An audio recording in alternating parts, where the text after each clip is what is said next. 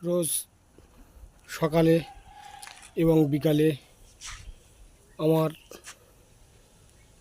এই ছাদে বেশ কিছু ঘুঘু, পায়রা, চড়াই এরা আমার সাথে খেলা করে।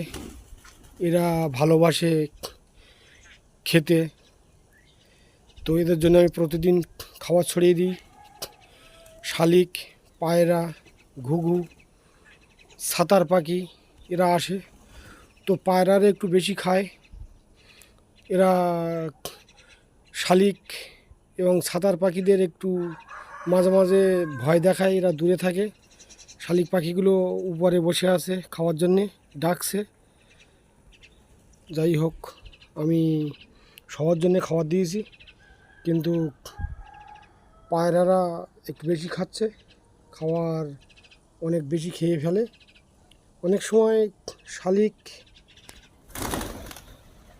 চড়ুই, ঘুঘু, ছাতার পাখি এরা খাবার পায় না, কারণ বেশি খাবারটা পায়রারা খেয়ে ফেলে। যাই হোক, পাখিদের ভালোবাসা, পাখিদের সাথে মেলামেশা এক আনন্দ। এরা রোজ সকালে এসে আমার জন্য অপেক্ষা করে। আমাদের বাড়িতে কারেন্টের তারে, ছাদের ব্যালকনিতে, সজনে গাছে, নিম গাছে, কদবেল গাছে,